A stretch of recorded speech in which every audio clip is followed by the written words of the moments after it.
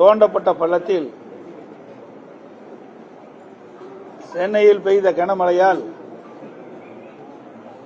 அந்த தோண்டப்பட்ட பள்ளத்தில் தடுமாறி ஒருவர் விழுந்து உயிர்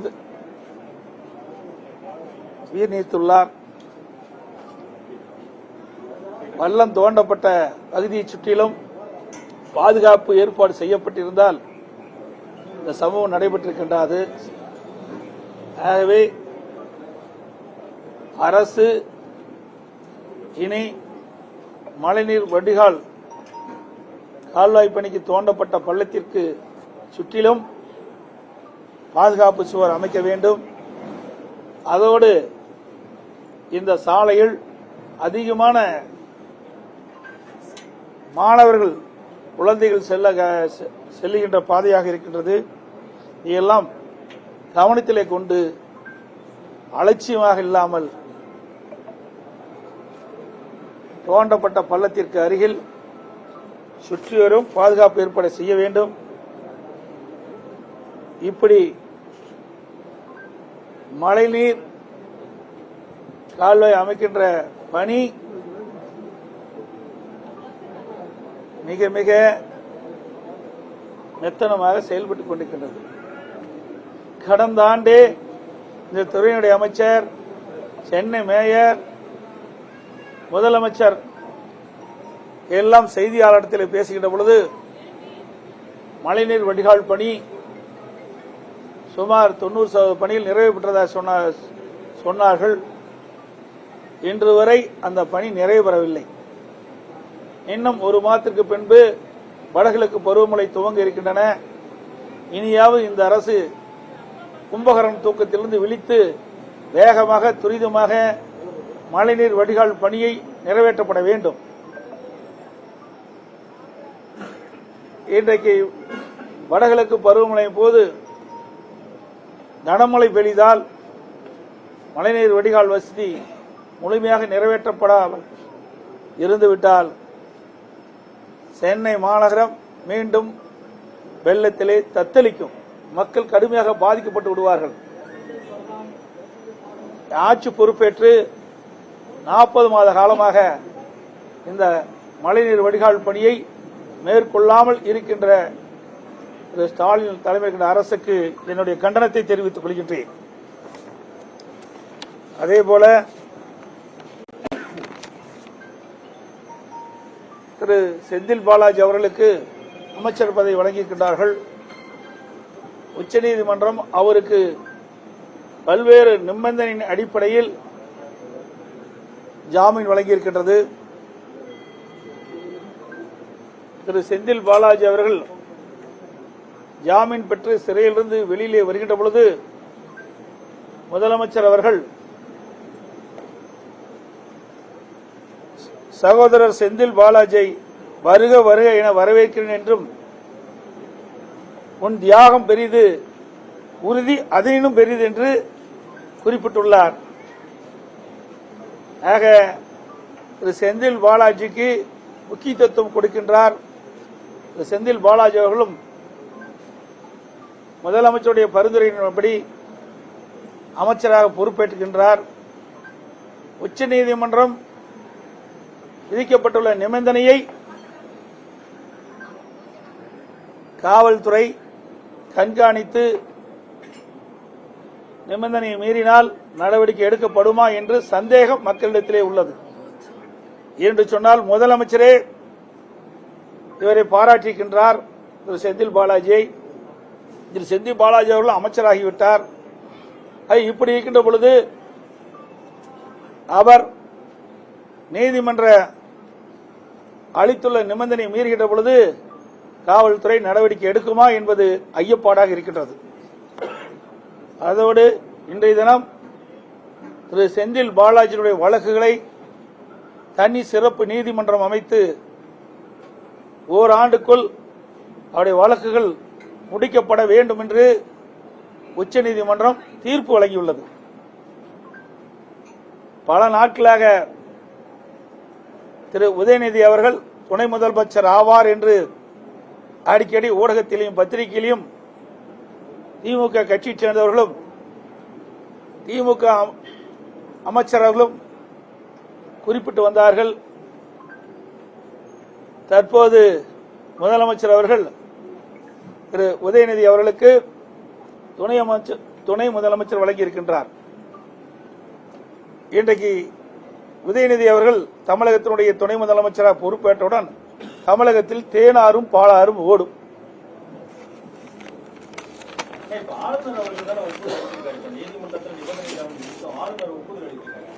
அதாவது ஆளுநருடைய கடமை ஒப்புதல் அளிக்க வேண்டும்.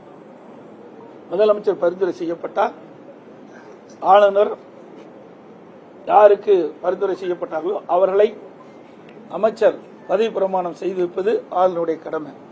அந்த கடமையை தான் ஆளுநர்கள் செய்திருக்கின்றார். துணையாக இருக்கத்தான் இந்த பதவி வழங்கி இருக்கிறதா முதலமைச்சர் ஒரு தகவல் சொல்லியிருக்கிறாரு. அதை பற்றி நீங்க உங்க கருத்து? அதாவது திராவிட முன்னேற்ற கழக கட்சிக்கு பல பேர் உழைத்து வருகின்றார்கள். பல முறை சிறை சென்று இந்த சித்திரவதை அணிவித்தெல்லாம் இருக்கின்றார்கள். திரு ஸ்டாலினை அடிக்கடி சொல்லுவார், மிசால சென்டர் அப்படி மிசால சென்டர்ல இருக்கிறாங்க. மூத்த அமைச்சர் இருக்கிறாங்க, மூத்த நிர்வாகிகள் இருக்கிறாங்க, அனுபவம் வாய்ந்தவர்கள், அமைச்சராக இருந்து நாட்டு நடப்பை தெரிந்தவர்கள். அவர்களுக்கெல்லாம் துணை அமைச்சர் வழங்கவே இல்லையே. ஆனால் திரு கருணாநிதி குடும்பத்திலே பிறந்தவர்களுக்குத்தான் முதலமைச்சர் என்ற மிகப்பெரிய பதவி கிடைக்கும் என்ற சூழ்நிலை தற்போது தமிழகத்தில் நிலவுகிறது. திரு கருணாநிதி அவர்கள் இருந்தார்கள். அவருக்கு பின்பு திரு ஸ்டாலின் முதலமைச்சராக இருக்கிறார். இப்பொழுது திரு உதயநிதி அவர்கள் துணை முதலமைச்சராக இருக்கிறார். இன்னும் சொல்ல போனால் திரு ஸ்டாலின் தலைமையில் இருக்கின்ற அமைச்சர்களே திரு உதயநிதியினுடைய மகன் இன்பநிதி வந்தாலும் நாங்கள் ஏற்றுக்கொள்வோம் என்று சொல்லுகின்ற அளவுக்கு கடுமையாக இருக்கின்ற காட்சி தான் திமுகவிலே பார்க்கின்றோம். சார், அவங்க தரப்புல பல்வேறு முன்னுதாரணங்கள் வைக்கிறாங்க. இப்ப பாஜக திடீர்னு அண்ணாமலையை கொண்டு வந்தாங்க, அதே போல எம்ஜிஆர் இறப்புக்கு பிறகு ஜானகி அவர்கள் உடனே கொண்டு வரப்பட்டாங்க அப்படின்னு சொல்லி பல்வேறு உதாரணங்கள் வைக்கிறாங்க. வெவ்வேறு வேறு தான் வந்திருக்கிறாங்க. அண்ணாமலைங்கிறது அவர் ஒன்னும் அரசியல் வாரிசு கிடையாது. ஆனா திரு ஸ்டாலின் அவர்கள் யார்? திரு கருணாநிதி அவருடைய மகன். உதயநிதி யார்? திரு கருணாநிதியுடைய பேரன், திரு ஸ்டாலினுடைய மகன். வாரிசு அரசியல். அதே வருகின்ற சட்டமன்ற தேர்தலில் இந்த வாரிசு அரசியலுக்கு ஒரு முற்றுப்புள்ளி வைப்பார்கள் மக்கள். ஏனால் இது மன்னர் பரம்பரை போல் ஆகிவிட்டது. ஆட்சி அதிகாரம் ஒரு குடும்பத்திலே சிக்கி தமிழகம் சின்ன பின்னம் ஆவதற்கு மக்கள் ஒருபோதும் இடமளிக்க மாட்டார்கள் என்று நான் நினைக்கின்றேன், கருதுகிறேன். திமுகவை சேர்ந்த மூத்த அமைச்சர்கள் வாரிசு அரசியலை செய்யாதவங்க இதை பத்தி விமர்சிக்கணும் அப்படின்னு சொல்றாங்க. நான் வாரிசு அரசியல் கிடையாது. இப்ப நான் தான் உங்ககிட்ட கருத்து பேசிட்டு இருக்கிறேன். நான் தான் உங்ககிட்ட தொலைக்காட்சிக்கு பேட்டி கொடுத்துட்டு இருக்கிறேன். என்னுடைய சம்பந்தப்பட்ட கேள்வி கேட்டீங்களா சரியா இருக்கு.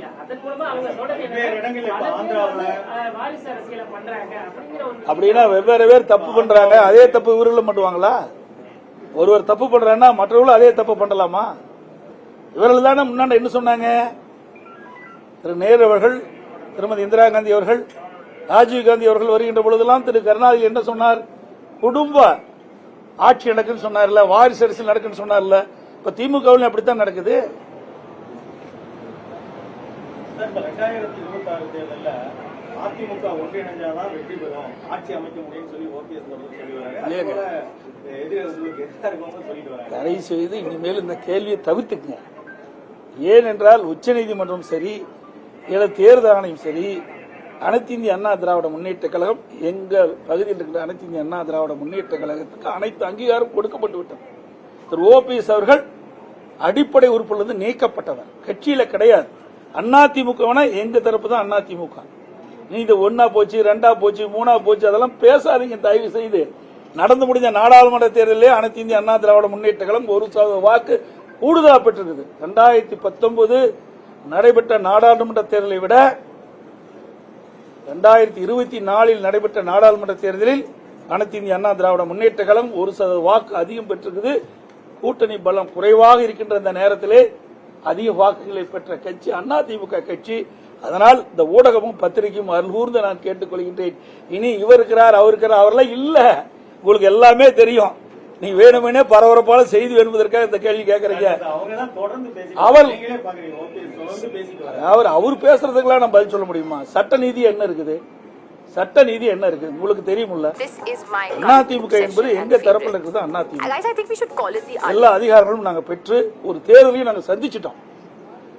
அதே மாதிரி அவங்க என்ன சொல்றாங்க சார், அப்ப வந்து 19 தொகுதியில போட்டிட்டு 20% வந்து வச்சிருக்காங்க. இப்ப 34 தொகுதியில போட்டிட்டு இருக்காங்க. ஆனா 1% தான் அதிகம். ஆனா எத்தனை கூட்டணி ஒட்டுக்கா இருந்தது? அதிமுக, பாரதிய ஜனதா கட்சி, இரண்டாவது பாட்டாளி மக்கள் கட்சி, இப்படி பல கட்சிகள் எங்களோடு இருந்த காரணத்தினாலே அதிக வாக்குகள் பெற்றோம். இன்றைக்கு அதிகமான தொகுதியில்னா கூட கூட்டணி கிடையாதுல்ல, அந்த கூட்டணி வாக்குகள் எங்களுக்கு கிடைக்கல. இன்னொன்னு இந்த விருதுநகர்ல பதவி பறிப்பதால அவங்க வந்து 10 லட்சம் கொடுத்தாதான் வந்து பதவி அப்படிங்கிற மாதிரி போஸ்டர் எல்லாம் ஒட்டிருக்காங்க. நல்லா வேணும் என்று திட்டமிட்டு சில சதிகாரங்கள் செய்கின்ற சதி. அனைத்து இந்திய அண்ணா திராவிட முன்னேற்ற கழகத்தை பொறுத்த வரைக்கும் உண்மையாக உழைக்கின்றவர்களுக்கு நிச்சயமாக அவர்கள் இல்லம் தேடி பரவி வரும். இதில் எந்த மாற்று கருத்தும் கிடையாது. அனைத்து இந்திய அண்ணா திராவிட முன்னேற்ற கழகத்தில் யார் உழைக்காமல் இருக்கின்றார்களோ, சிறப்பாக பணி செய்யாமல் இருக்கின்றார்களோ, தேர்தல் நேரத்தில் முடங்கி இருக்கின்றார்களோ அவர்களுக்கு இங்கு இடம் இல்லை. கட்சியில் தலைமைக்கு கட்டுப்பட்டவர்கள் தலைமை அறிவிக்கின்ற வேட்பாளர்களை ஆதரித்து வேகமாக துரிதமாக தேனீக்களை போல இன்று எறும்பை போல சுறுசுறுப்பாக பணியாற்றி வாக்குகளை சேகரித்து அவரை வெற்றி பெறுவதற்கான உண்டான பணியை செய்கின்றவர்களுக்கு இங்க முன்னுரிமை கொடுக்கின்றது. சில பேர் தேர்தல் நேரத்தில் அவர்கள் முழுமையாக செயல்படுவதில்லை. அதனால் சில நேரத்தில் அந்த பதவியில் மாற்றி அமைக்கப்படுகிறது. மாற்றி அமைக்கப்பட்டால் கூட ஏற்கனவே இருக்கின்றவர்களுக்கு அதற்கு தக்கவாறு பணி மாற்றி வழங்கப்படும் என்பதையும் தெரிவிக்கிறார். சென்னை எம்ஜிஆர் நகர் பகுதியில் உள்ள அம்பேத்கர் குடிசை BSNL அலுவலகம் உதயம் திரையரங்கம் அருகில மழைநீர் வடிகால் கால்வாய் அமைப்பதற்காக தோண்டப்பட்ட பள்ளத்தில் சென்னையில் பெய்த கனமழையால் அந்த தோண்டப்பட்ட பள்ளத்தில் தடுமாறி ஒருவர் விழுந்து உயிர் நீத்துள்ளார். பள்ளம் தோண்டப்பட்ட பகுதியை சுற்றிலும் பாதுகாப்பு ஏற்பாடு செய்யப்பட்டிருந்தால் இந்த சம்பவம் நடைபெற்றிருக்கின்றது. ஆகவே அரசு இனி மழைநீர் வடிகால் கால்வாய் பணிக்கு தோண்டப்பட்ட பள்ளத்திற்கு சுற்றிலும் பாதுகாப்பு சுவர் அமைக்க வேண்டும். அதோடு இந்த சாலையில் அதிகமான மாணவர்கள் குழந்தைகள் செல்லுகின்ற பாதையாக இருக்கின்றது. இதெல்லாம் கவனத்திலே கொண்டு அலட்சியமாக இல்லாமல் தோண்டப்பட்ட பள்ளத்திற்கு அருகில் சுற்றிவரும் பாதுகாப்பு ஏற்பாடு செய்ய வேண்டும். இப்படி மழைநீர் கால்வாய் அமைக்கின்ற பணி மிக மிக மெத்தனமாக செயல்பட்டுக் கொண்டிருக்கின்றது. கடந்த ஆண்டே இந்த துறையினுடைய அமைச்சர், சென்னை மேயர், முதலமைச்சர் எல்லாம் செய்தியாளரிடத்தில் பேசுகின்ற பொழுது மழைநீர் வடிகால் பணி சுமார் 90% பணியில் நிறைவு பெற்றதாக சொன்னார்கள். இன்று வரை அந்த பணி நிறைவு பெறவில்லை. இன்னும் ஒரு மாதத்திற்கு பின்பு வடகிழக்கு பருவமழை துவங்க இருக்கின்றன. இனியாவது இந்த அரசு கும்பகரணம் தூக்கத்திலிருந்து விழித்து வேகமாக துரிதமாக மழைநீர் வடிகால் பணியை நிறைவேற்றப்பட வேண்டும். இன்றைக்கு வடகிழக்கு பருவமழையின் போது கனமழை பெய்தால் மழைநீர் வடிகால் வசதி முழுமையாக நிறைவேற்றப்படாமல் இருந்துவிட்டால் சென்னை மாநகரம் மீண்டும் வெள்ளத்திலே தத்தளிக்கும். மக்கள் கடுமையாக பாதிக்கப்பட்டு விடுவார்கள். ஆட்சி பொறுப்பேற்று 40 மாத காலமாக இந்த மழைநீர் வடிகால் பணியை மேற்கொள்ளாமல் இருக்கின்ற திரு ஸ்டாலின் தலைமையில் அரசுக்கு என்னுடைய கண்டனத்தை தெரிவித்துக் கொள்கின்றேன்.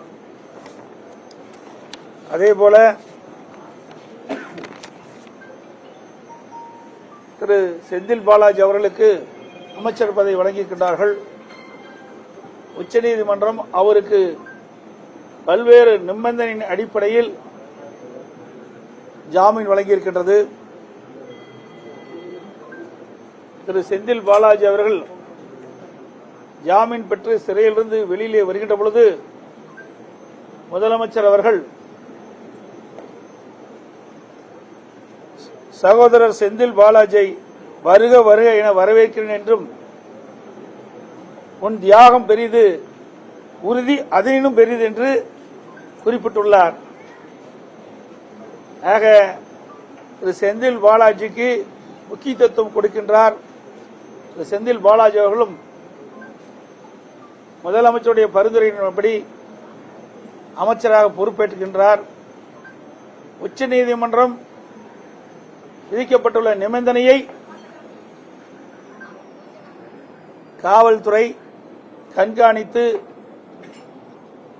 நிபந்தனையை மீறினால் நடவடிக்கை எடுக்கப்படுமா என்று சந்தேகம் மக்களிடத்திலே உள்ளது.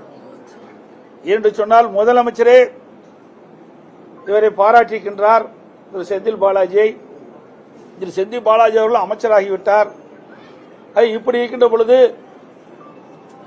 அவர் நீதிமன்ற அளித்துள்ள நிபந்தனை மீறுகின்ற பொழுது காவல்துறை நடவடிக்கை எடுக்குமா என்பது ஐயப்பாடாக இருக்கின்றது.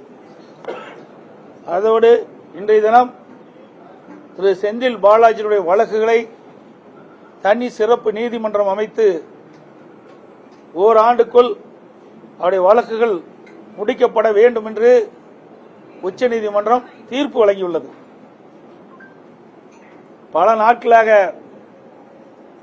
திரு உதயநிதி அவர்கள் துணை முதலமைச்சர் ஆவார் என்று அடிக்கடி ஊடகத்திலும் பத்திரிகையிலும் திமுக கட்சியைச் சேர்ந்தவர்களும் திமுக அமைச்சர்களும் குறிப்பிட்டு வந்தார்கள். தற்போது முதலமைச்சர் அவர்கள் திரு உதயநிதி அவர்களுக்கு துணை முதலமைச்சர் வழங்கியிருக்கின்றார். இன்றைக்கு உதயநிதி அவர்கள் தமிழகத்தினுடைய துணை முதலமைச்சராக பொறுப்பேற்றவுடன் தமிழகத்தில் தேனாரும் பாலாரும் ஓடும்.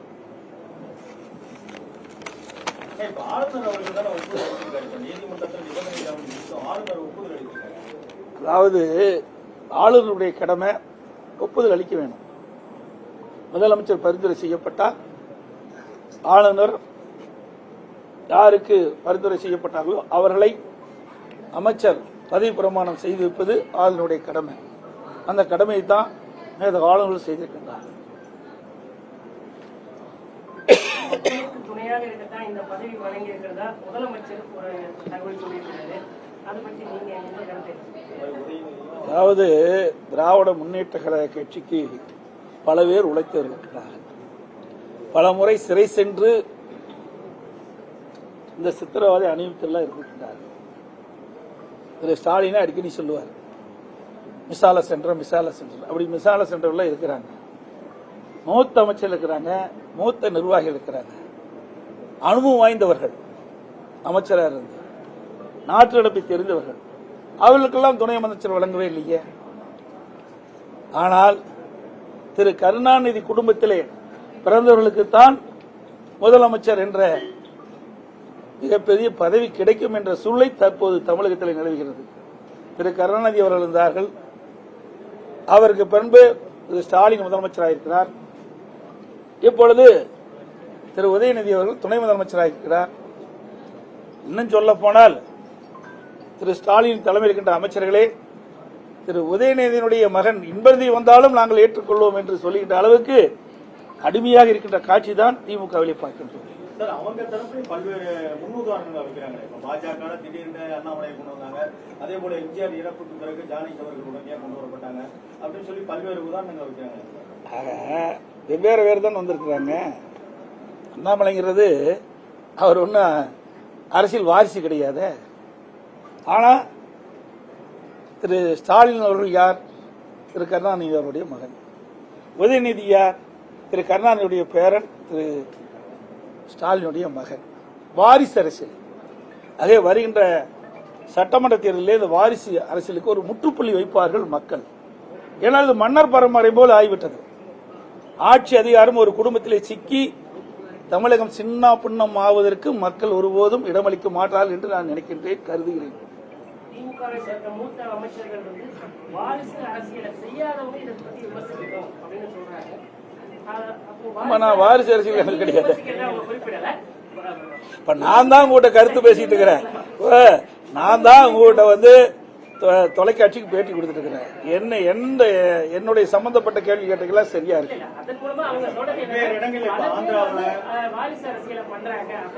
அப்படின்னா வெவ்வேறு பேர் தப்பு பண்றாங்க, அதே தப்பு இவர்களும் பண்ணுவாங்களா? ஒருவர் தப்பு பண்றாங்கன்னா மற்றவர்களும் அதே தப்பு பண்ணலாமா? இவர்கள் தானே முன்னாடி என்ன சொன்னாங்க? திரு நேரு அவர்கள், திருமதி இந்திரா காந்தி அவர்கள், ராஜீவ் காந்தி அவர்கள் வருகின்ற பொழுதெல்லாம் திரு கருணாநிதி என்ன சொன்னார்? குடும்ப ஆட்சி நடக்குன்னு சொன்னார்ல, வாரிசு அரசியல் நடக்குன்னு சொன்னார்ல. இப்ப திமுகவில் அப்படித்தான் நடக்குது. 2026 தேர்தலில் அதிமுக ஒன்றிணைஞ்சாதான் வெற்றி பெறும், ஆட்சி அமைக்க முடியும்னு சொல்லி ஓபிஎஸ் சொல்லி வராங்க. தயவு செய்து இனிமேல் இந்த கேள்வியை தவிர்த்துக்குங்க. ஏனென்றால் உச்சநீதிமன்றம் சரி, தேர்தல் ஆணையம் சரி, அனைத்து இந்திய அண்ணா திராவிட முன்னேற்ற கழகம், எங்கள் பகுதியில் இருக்கிற அனைத்து இந்திய அண்ணா திராவிட முன்னேற்ற கழகத்துக்கு அனைத்து அங்கீகாரம் கொடுக்கப்பட்டு விட்டது. திரு ஓபிஎஸ் அவர்கள் அடிப்படை உறுப்பிலிருந்து நீக்கப்பட்டவர், கட்சியில கிடையாது. அதிமுக எங்க தரப்பு தான் அதிமுக. நீ இது 1 போச்சு, 2 போச்சு, 3 போச்சு, அதெல்லாம் பேசாதீங்க தயவு செய்து. நடந்து முடிந்த நாடாளுமன்ற தேர்தலிலே அனைத்து இந்திய அண்ணா திராவிட முன்னேற்ற கழகம் 1% வாக்கு கூடுதலா பெற்றிருக்குது. 2019 நடைபெற்ற நாடாளுமன்ற தேர்தலை விட 2024 நடைபெற்ற நாடாளுமன்ற தேர்தலில் அனைத்து இந்திய அண்ணா திராவிட முன்னேற்ற கழகம் 1% வாக்கு அதிகம் பெற்றிருக்குது. கூட்டணி பலம் குறைவாக இருக்கின்ற இந்த நேரத்திலே அதிக வாக்குகளை பெற்ற கட்சி அதிமுக கட்சி. அதனால் இந்த ஊடகமும் பத்திரிகையும் அருள்கூர்ந்து நான் கேட்டுக்கொள்கின்றேன். இனி இவர் இருக்கிறார், அவர் இருக்கிறார், அவரெல்லாம் இல்ல. உங்களுக்கு எல்லாமே தெரியும். நீ வேணுமெனே பரபரப்பான செய்தி என்பதற்காக இந்த கேள்வி கேட்கறீங்க. அவர் பேசுறதுக்கெல்லாம் நான் பதில் சொல்ல முடியுமா? சட்ட நீதி என்ன இருக்குது? சட்ட நீதி என்ன இருக்குது உங்களுக்கு தெரியுமில்ல? அதிமுக என்பது எங்க தரப்பில் இருக்குது. அதிமுக எல்லா அதிகாரங்களும் நாங்க பெற்று ஒரு தேர்தலையும் நாங்க சந்திச்சிட்டோம். அதே மாதிரி அவங்க என்ன சொன்னாங்க சார், அப்ப வந்து 19 தொகுதியில போட்டிட்டு 20% வச்சிருக்காங்க. இப்ப 34 தொகுதியில போட்டிட்டு இருக்காங்க. ஆனா 1% தான் அதிகம். ஆனா எத்தனை கூட்டணி ஒட்டுக்கா இருந்தது? அதிமுக, பாரதிய ஜனதா கட்சி, 2வது பாட்டாளி மக்கள் கட்சி, இப்படி பல கட்சிகள் எங்களோடு இருந்த காரணத்தினாலே அதிக வாக்குகள் பெற்றோம். இன்றைக்கு அதிகமான தொகுதியில்னா கூட கூட்டணி கிடையாதுல்ல, அந்த கூட்டணி வாக்குகள் எங்களுக்கு கிடைக்கல. இன்னொன்னு இந்த விருதுநகர்ல அருப்புக்கோட்டையில பதவி பறிப்பதால அவங்க வந்து 10 லட்சம் கொடுத்தாதான் வந்து பதவி அப்படிங்கிற மாதிரி போஸ்டர் எல்லாம் ஒட்டிருக்காங்க. நல்லா வேணும் என்று திட்டமிட்டு சில சதிகாரங்கள் செய்கின்ற சதி. அனைத்து இந்திய அண்ணா திராவிட முன்னேற்ற கழகத்தை பொறுத்த வரைக்கும் உண்மையாக உழைக்கின்றவர்களுக்கு நிச்சயமாக அவர்கள் இல்லம் தேடி பரவி வரும். இதில் எந்த மாற்று கருத்தும் கிடையாது. அனைத்து இந்திய அண்ணா திராவிட முன்னேற்ற கழகத்தில் யார் உழைக்காமல் இருக்கின்றார்களோ, சிறப்பாக பணி செய்யாமல் இருக்கின்றார்களோ, தேர்தல் நேரத்தில் முடங்கி இருக்கின்றார்களோ அவர்களுக்கு இங்கு இடம் இல்லை. கட்சியில் தலைமைக்கு கட்டுப்பட்டவர்கள் தலைமை அறிவிக்கின்ற வேட்பாளர்களை ஆதரித்து வேகமாக துரிதமாக தேனீக்களை போல இன்று எறும்பை போல சுறுசுறுப்பாக பணியாற்றி வாக்குகளை சேகரித்து அவரை வெற்றி பெறுவதற்கான உண்டான பணியை செய்கின்றவர்களுக்கு இங்க முன்னுரிமை கொடுக்கின்றது. சில பேர் தேர்தல் நேரத்தில் அவர்கள் முழுமையாக செயல்படுவதில்லை. அதனால் சில நேரத்தில் அந்த பதவியில் மாற்றி அமைக்கப்படுகிறது. மாற்றி அமைக்கப்பட்டால் கூட ஏற்கனவே இருக்கின்றவர்களுக்கு அதற்கு தக்கவாறு பணி மாற்றி வழங்கப்படும் என்பதையும் தெரிவிக்கிறார். சென்னை எம்ஜிஆர் நகர் பகுதியில் உள்ள அம்பேத்கர் குடிசை பிஎஸ்என்எல் அலுவலகம் உதயம் திரையரங்கம் அருகில மழைநீர் வடிகால் கால்வாய் அமைப்பதற்காக தோண்டப்பட்ட பள்ளத்தில் சென்னையில் பெய்த கனமழையால் அந்த தோண்டப்பட்ட பள்ளத்தில் தடுமாறி ஒருவர் விழுந்து உயிர் நீத்துள்ளார். பள்ளம் தோண்டப்பட்ட பகுதியை சுற்றிலும் பாதுகாப்பு ஏற்பாடு செய்யப்பட்டிருந்தால் இந்த சம்பவம் நடைபெற்றிருக்கின்றது. ஆகவே அரசு இனி மழைநீர் வடிகால் கால்வாய் பணிக்கு தோண்டப்பட்ட பள்ளத்திற்கு சுற்றிலும் பாதுகாப்பு சுவர் அமைக்க வேண்டும். அதோடு இந்த சாலையில் அதிகமான மாணவர்கள் குழந்தைகள் செல்லுகின்ற பாதையாக இருக்கின்றது. இதையெல்லாம் கவனத்திலே கொண்டு அலட்சியமாக இல்லாமல் தோண்டப்பட்ட பள்ளத்திற்கு அருகில் சுற்றிவரும் பாதுகாப்பு ஏற்பாடு செய்ய வேண்டும். இப்படி மழைநீர் கால்வாய் அமைக்கின்ற பணி மிக மிக மெத்தனமாக செயல்பட்டுக் கொண்டிருக்கின்றது.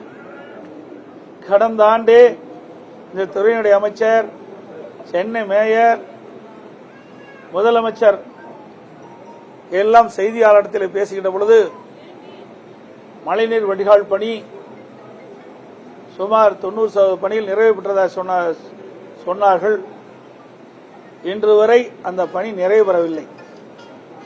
இன்னும் ஒரு மாதத்துக்கு பின்பு வடகிழக்கு பருவமழை துவங்க இருக்கின்றன. இனியாவது இந்த அரசு கும்பகரம் தூக்கத்திலிருந்து விழித்து வேகமாக துரிதமாக மழைநீர் வடிகால் பணியை நிறைவேற்றப்பட வேண்டும். இன்றைக்கு வடகிழக்கு பருவமழை போது கனமழை பெய்தால் மழைநீர் வடிகால் வசதி முழுமையாக நிறைவேற்றப்படாமல் இருந்துவிட்டால் சென்னை மாநகரம் மீண்டும் வெள்ளத்திலே தத்தளிக்கும். மக்கள் கடுமையாக பாதிக்கப்பட்டு விடுவார்கள். ஆட்சி பொறுப்பேற்று 40 மாத காலமாக இந்த மழைநீர் வடிகால் பணியை மேற்கொள்ளாமல் இருக்கின்ற திரு ஸ்டாலின் தலைமையில் அரசுக்கு என்னுடைய கண்டனத்தை தெரிவித்துக் கொள்கின்றேன். அதேபோல திரு செந்தில் பாலாஜி அவர்களுக்கு அமைச்சர் பதவி வழங்கியிருக்கின்றார்கள். உச்சநீதிமன்றம் அவருக்கு பல்வேறு நிபந்தனையின் அடிப்படையில் ஜாமீன் வழங்கியிருக்கின்றது. திரு செந்தில் பாலாஜி அவர்கள் ஜாமீன் பெற்று சிறையிலிருந்து வெளியிலே வருகின்ற பொழுது முதலமைச்சர் அவர்கள் சகோதரர் செந்தில் பாலாஜியை வருக வருக என வரவேற்கிறேன் என்றும் உன் தியாகம் பெரிது, உறுதி அதனினும் பெரிது என்று குறிப்பிட்டுள்ளார்.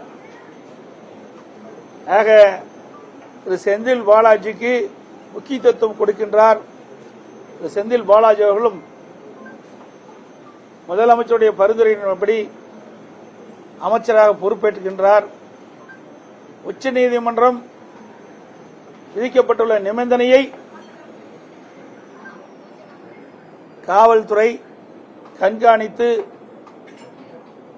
நிபந்தனையை மீறினால் நடவடிக்கை எடுக்கப்படுமா என்று சந்தேகம் மக்களிடத்திலே உள்ளது. என்று சொன்னால் முதலமைச்சரே இவரை பாராட்டியிருக்கின்றார். திரு செந்தில் பாலாஜியை. திரு செந்தில் பாலாஜி அவர்கள் அமைச்சராகிவிட்டார். இப்படி இருக்கின்ற பொழுது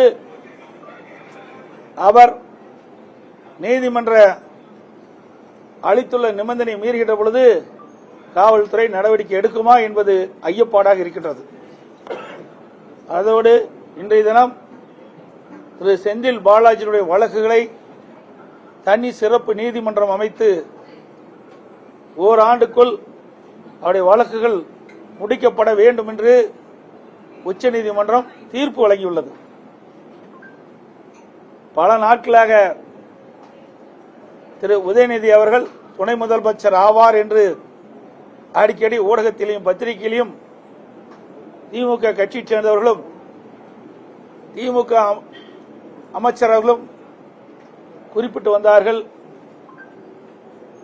தற்போது முதலமைச்சர் அவர்கள் திரு உதயநிதி அவர்களுக்கு துணை முதலமைச்சர் வழங்கி இருக்கின்றார்.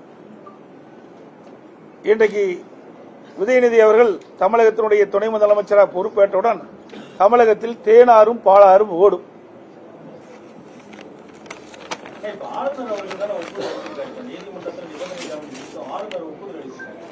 அதாவது ஆளுநருடைய கடமை ஒப்புதல் அளிக்க வேண்டும். முதலமைச்சர் பரிந்துரை செய்யப்பட்டால் ஆளுநர் யாருக்கு பரிந்துரை செய்யப்பட்டார்களோ அவர்களை அமைச்சர் பதவி பிரமாணம் செய்து வைப்பது ஆளுநருடைய கடமை. அந்த கடமையை தான் ஆளுநர்கள் செய்திருக்கின்றார். துணையாக இருக்கத்தான் இந்த பதவி வழங்கி இருக்கிறதா முதலமைச்சர் ஒரு தகவல் சொல்லியிருக்கிறாரு. அதை பற்றி நீங்க உங்க கருத்து? அதாவது திராவிட முன்னேற்ற கழக கட்சிக்கு பல பேர் உழைத்து வருகின்றனர். பல முறை சிறை சென்று இந்த சித்திரவதை அணிவித்தெல்லாம் இருக்கின்றார். திரு ஸ்டாலினை அடிக்கடி சொல்லுவார், மிசால சென்டர் அப்படி மிசால சென்டர்ல இருக்கிறாங்க. மூத்த அமைச்சர் இருக்கிறாங்க, மூத்த நிர்வாகிகள் இருக்கிறாங்க, அனுபவம் வாய்ந்தவர்கள், அமைச்சராக இருந்து நாட்டு நடப்பை தெரிந்தவர்கள். அவர்களுக்கெல்லாம் துணை அமைச்சர் வழங்கவே இல்லையே. ஆனால் திரு கருணாநிதி குடும்பத்திலே பிறந்தவர்களுக்குத்தான் முதலமைச்சர் என்ற மிகப்பெரிய பதவி கிடைக்கும் என்ற சூழலை தற்போது தமிழகத்தில் நிலவுகிறது. திரு கருணாநிதி அவர்கள் இருந்தார்கள், அவருக்கு பின்பு திரு ஸ்டாலின் முதலமைச்சராக இருக்கிறார். இப்பொழுது திரு உதயநிதி அவர்கள் துணை முதலமைச்சராக இருக்கிறார்.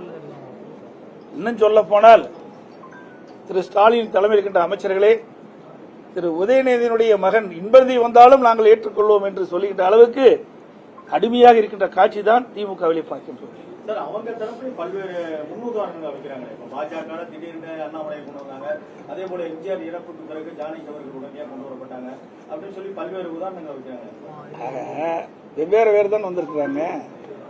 அண்ணாமலைங்கிறது அவர் ஒன்னும் அரசியல் வாரிசு கிடையாது. ஆனா திரு ஸ்டாலின் அவர்கள் யார்? திரு கருணாநிதி அவருடைய மகன். உதயநிதி யார்? திரு கருணாநிதியுடைய பேரன், திரு ஸ்டாலினுடைய மகன். வாரிசு அரசியல். அதே வருகின்ற சட்டமன்ற தேர்தலில் இந்த வாரிசு அரசியலுக்கு ஒரு முற்றுப்புள்ளி வைப்பார்கள் மக்கள். ஏன்னா இது மன்னர் பரம்பரை போல் ஆகிவிட்டது. ஆட்சி அதிகாரம் ஒரு குடும்பத்திலே சிக்கி தமிழகம் சின்ன பின்னம் ஆவதற்கு மக்கள் ஒருபோதும் இடமளிக்க மாட்டார்கள் என்று நான் நினைக்கின்றேன், கருதுகிறேன். திமுகவை சேர்ந்த மூத்த அமைச்சர்கள் வந்து வாரிசு அரசியலை செய்யாதவங்க இதை பத்தி விமர்சிக்கணும் அப்படின்னு சொல்றாங்க. நான் வாரிசு அரசியல் கிடையாது. இப்ப நான் தான் உங்ககிட்ட கருத்து பேசிட்டு இருக்கிறேன். நான் தான் உங்ககிட்ட வந்து தொலைக்காட்சிக்கு பேட்டி கொடுத்துட்டு இருக்கிறேன். என்னுடைய சம்பந்தப்பட்ட கேள்வி கேட்டீங்களா சரியா இருக்கு.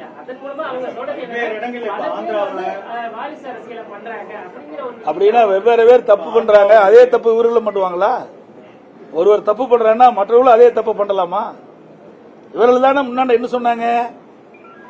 திரு நேரு அவர்கள், திருமதி இந்திரா காந்தி அவர்கள், ராஜீவ் காந்தி அவர்கள் வருகின்ற பொழுதெல்லாம் திரு கருணாநிதி என்ன சொன்னார்? குடும்ப ஆட்சி நடக்குன்னு சொன்னார்ல, வாரிசு அரசியல் நடக்குன்னு சொன்னார்ல. இப்ப திமுகவில் அப்படித்தான் நடக்குது. 2026 தேர்தலில் அதிமுக ஒன்றிணைஞ்சாதான் வெற்றி பெறும், ஆட்சி அமைக்க முடியும்னு சொல்லி ஓபிஎஸ் சொல்லி வராங்க. தயவு செய்து இனிமேல் இந்த கேள்வியை தவிர்த்துக்குங்க. ஏனென்றால் உச்சநீதிமன்றம் சரி, தேர்தல் ஆணையம் சரி, அனைத்து இந்திய அண்ணா திராவிட முன்னேற்ற கழகம், எங்கள் பகுதியில் இருக்கிற அனைத்து இந்திய அண்ணா திராவிட முன்னேற்ற கழகத்துக்கு அனைத்து அங்கீகாரம் கொடுக்கப்பட்டு விட்டது. திரு ஓபிஎஸ் அவர்கள் அடிப்படை உறுப்பிலிருந்து நீக்கப்பட்டவர், கட்சியில கிடையாது. அதிமுக எங்க தரப்பு தான் அதிமுக. நீங்க ஒன்னா போச்சு, ரெண்டா போச்சு, மூணா போச்சு, அதெல்லாம் பேசாதீங்க தயவு செய்து. நடந்து முடிந்த நாடாளுமன்ற தேர்தலிலே அனைத்து இந்திய அண்ணா திராவிட முன்னேற்ற கழகம் 1% வாக்கு கூடுதலா பெற்றிருக்குது. 2019 நடைபெற்ற நாடாளுமன்ற தேர்தலை விட 2024 நடைபெற்ற நாடாளுமன்ற தேர்தலில் அனைத்து இந்திய அண்ணா திராவிட முன்னேற்ற கழகம் 1% வாக்கு அதிகம் பெற்றிருக்குது. கூட்டணி பலம் குறைவாக இருக்கின்ற இந்த நேரத்திலே அதிக வாக்குகளை பெற்ற கட்சி அதிமுக கட்சி. அதனால் இந்த ஊடகமும் பத்திரிகையும் அருள்கூர்ந்து நான் கேட்டுக்கொள்கின்றேன். இனி இவர் இருக்கிறார், அவர் இருக்கிறார், அவரெல்லாம் இல்ல. உங்களுக்கு எல்லாமே தெரியும். நீ வேணுமே பரபரப்பான செய்தி வேணுவதற்காக இந்த கேள்வி கேட்கறீங்க. அவர் பேசுறதுக்கெல்லாம் நம்ம பதில் சொல்ல முடியுமா? சட்ட நீதி என்ன இருக்குது? சட்ட நீதி என்ன இருக்கு உங்களுக்கு தெரியுமில்ல? அதிமுக என்பது எங்க தரப்புல இருக்குது. அதிமுக எல்லா அதிகாரங்களும் நாங்க பெற்று ஒரு தேர்தலையும் நாங்க சந்திச்சிட்டோம். அதே மாதிரி அவங்க என்ன சொன்னாங்க சார், அப்ப வந்து 19 தொகுதியில போட்டியிட்டு 20% வச்சிருக்காங்க. இப்ப 34 தொகுதியில போட்டிட்டு இருக்காங்க. ஆனா 1% தான் அதிகரிச்சு. ஆனா எத்தனை கூட்டணி ஒட்டுக்கா இருந்தது? அதிமுக, பாரதிய ஜனதா கட்சி, இரண்டாவது பாட்டாளி மக்கள் கட்சி, இப்படி பல கட்சிகள் எங்களோடு இருந்த காரணத்தினாலே அதிக வாக்குகள் பெற்றோம். இன்றைக்கு அதிகமான தொகுதியில்னா கூட கூட்டணி கிடையாதுல்ல, அந்த கூட்டணி வாக்குகள் எங்களுக்கு கிடைக்கல. இன்னொன்னு இந்த விருதுநகர்ல அருப்புக்கோட்டையில ஒருத்தருடைய பதவி பறிப்பதனால அவங்க வந்து 10 லட்சம் கொடுத்தாதான் வந்து பதவி அப்படிங்கிற மாதிரி போஸ்டர் எல்லாம் ஒட்டிருக்காங்க. நல்லா வேணும் என்று திட்டமிட்டு சில சதிகாரர்கள் செய்கின்ற சதி. அனைத்து இந்திய அண்ணா திராவிட முன்னேற்ற கழகத்தை பொறுத்த வரைக்கும் உண்மையாக உழைக்கின்றவர்களுக்கு நிச்சயமாக அவர்கள் இல்லம் தேடி பரவி வரும். இதில் எந்த மாற்று கருத்தும் கிடையாது. அனைத்து இந்திய அண்ணா திராவிட முன்னேற்ற கழகத்தில் யார் உழைக்காமல் இருக்கின்றார்களோ, சிறப்பாக பணி செய்யாமல் இருக்கின்றார்களோ, தேர்தல் நேரத்தில் முடங்கி இருக்கின்றார்களோ அவர்களுக்கு இங்கு இடம் இல்லை. கட்சியில் தலைமைக்கு கட்டுப்பட்டவர்கள் தலைமை அறிவிக்கின்ற வேட்பாளர்களை ஆதரித்து வேகமாக துரிதமாக தேனீக்களை போல இன்று எறும்பை போல சுறுசுறுப்பாக பணியாற்றி வாக்குகளை சேகரித்து அவரை வெற்றி பெறுவதற்கான உண்டான பணியை செய்கின்றவர்களுக்கு இங்க முன்னுரிமை கொடுக்கின்றது. சில பேர் தேர்தல் நேரத்தில் அவர்கள் முழுமையாக செயல்படுவதில்லை. அதனால் சில நேரத்தில் அந்த பதவியில் மாற்றி அமைக்கப்படுகிறது. மாற்றி அமைக்கப்பட்டால் கூட ஏற்கனவே இருக்கின்றவர்களுக்கு அதற்கு தக்கவாறு பணி மாற்றி வழங்கப்படும் என்பதையும் தெரிவிக்கிறது.